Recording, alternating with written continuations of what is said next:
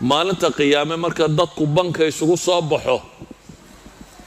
ayaa adiga ceeb gaari ku saarantay calaa ru'uusi al-ashhaad baa lagu soo taagayaa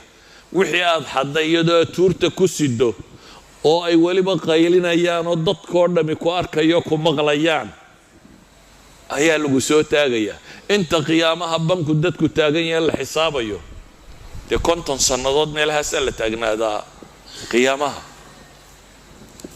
intaasoo dhan tuurtaad ku sidaysaa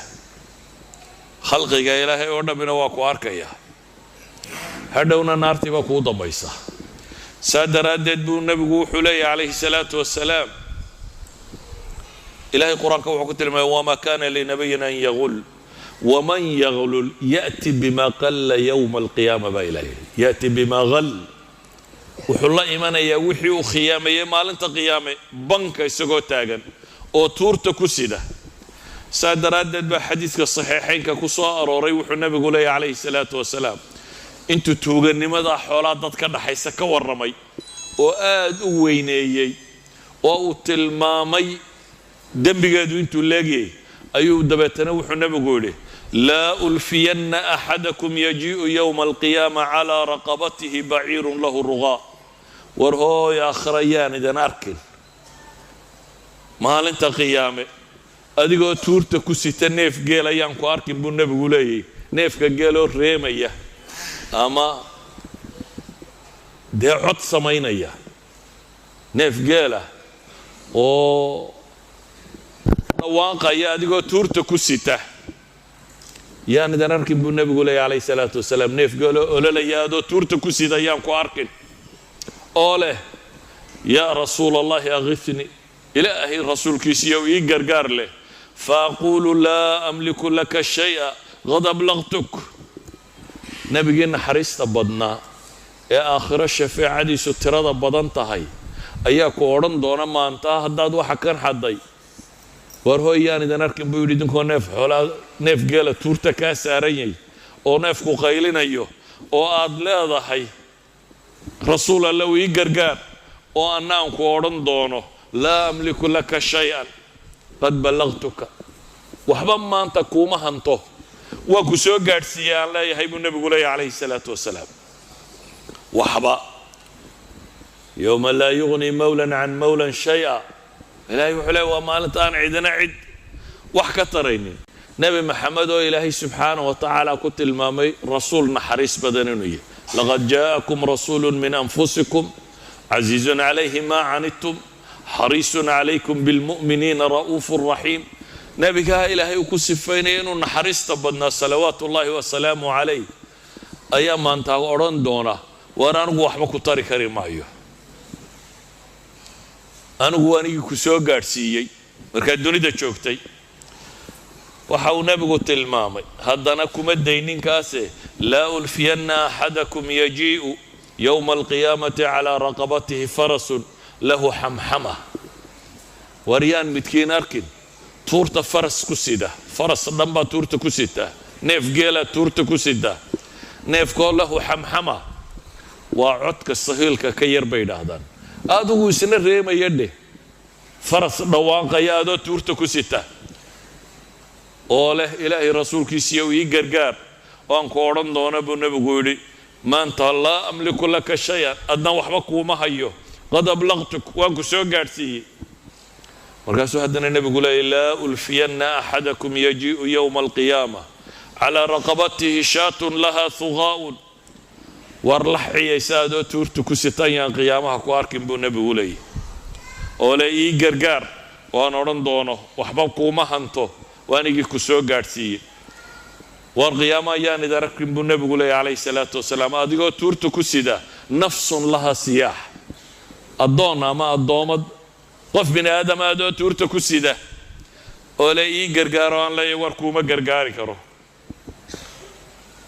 oo aan ku leeyahy war waan ku soo gaadhsiiyey yaan arkin buu nebigu leeyahy calayhi salaatu wasalaam adoo tuurta ku sita riqaacun takhfiqu sida dadka la rabo maantan uu ilaahay u tilmaamaya in loo ceebeeyo mid calala dusha ku sita baa la yidhi laakiin maradu miyay aamusantay may nebigu wuxuu leeyahy takhfiqu sida calankay baboonaysaa way sanqarhaysaa si dadku ku arko adigoo maryo tuurta ku sita maryuhu si ay babbanayaan oo dhawaaqayaan yaan ku arkin buu nebigu leeyahy calayhi salaatu wasalaam oo le ilaahay rasuulkiisiiyow ii gargaar aan ku odhan doono waar anugu laa amliku laka shay-an waxba kuuma hanto waa ku gaadhsiiyey warkii waan ku soo gaadhsiiyey waryaan arkin buu nebigu leeyay idinkoo ta'aamusaray tuurtiinna saarantay waa fidada iyo dahabka bay culammadu yidhaha lacagta calaa kulli xaal xadiidkani waxa uu tilmaamayaa maalinta qiyaame qofkii mujaahidka soo noqday hadduu xado xoolihii dadka ka dhaxeeyey dee kaan mujaahidka hayna markaa maxaad u malaynaysaa hadduu xado xoolihii dadka ka dhaxeeyey qiyaamaha isagoo tuurta ku sida inuu isa soo taagi doono oo weliba nebi maxamed calayhi salaatu wasalaam uu odhan doono anugu waxba kuuma haya adiga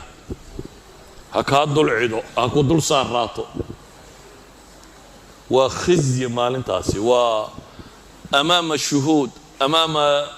dadka hortooda lagugu ceebaynaya naartiina waa kuu dambaysaa naartiina waa dambaysaa sida daraaddeed axaadiista baabkan qaar ka mid ah imaamu muslim wuxuu ku soo arooriyey fii baabi alimaara imaam albukhaariyina wuxuu ku soo arooriyey maxay fii baabi alsiyari fii baabi aljihaadi wasiyar maxay tilmaamaysaa imaamu muslim wuxuu baabulimaara ugu soo arooriyey bay leeyihin wuxuu u degayey bay leeyihin dadka madaxda ah iyadoo axaadiistan ay jihaad ku soo aroortay ayuu imaamu muslim wuxuu ku soo saaray kitaab alimaara buu ku soo saaray si uu u tilmaamo madaxdu inay tahay si awgeed buu nebigu calayhi salaatu wasalaam khawla alansaariya baa waxay leedahay waxaan maqlay nebi moxamed calayhi salaatu wasalaam oo leh ina rijaalan yatakhawaduuna fii maali illahi bigayri xaq falahum annaaru yowma alqiyaama rag baa dunida markay joogaan maalka ummadda xoolaha ilaahay iska dhumban doona buu nebigu leeyahy waar naar bay kuwaasi leeyihin buu nebigu leeyahy maalinta qiyaame imaam albukhaariyi wuxuu kaloo soo saaray can cabdillaahi bni camrin qaala kana calaa thaqli الnabiyi salى اllahu alayh waalih wasalam rajulu yuqaalu lahu kirkira nin kirkira la yidhaahdo ayaa alaabtii nebiga siday buu yidhi dabeetana wuu dhintay markaasuu nebigu wuxuu yidhi huwa fi nnaar kirkira naar buu gelayaa markaasaa la baadhay buu yidhi dabeetana waxaa laga soo helay mara yarow xaday culammada muslimiintii waxay yidhaahdaan ghuluulku tuugadaasi xoolaha dadweynaha la xadaa waxa ay leedahay noocyo tiro badan bay yidhaahdeen koo waxa ugu horraysa taa aynu soo sheegnay ee faygi iyo khaniimada wixii laga xadaa ou nebigu calayhi salaatu wasalaam xadiidkaa hore ku tilmaamayey kalaa inii ra'aytuhu fi nnaari fii burda ghallaha wa cabaa'a waxaa kaloo ka mida bay yidhaahdeen dadka sakada soo ururinaya hadday wax ka qaataan oo ka xadaan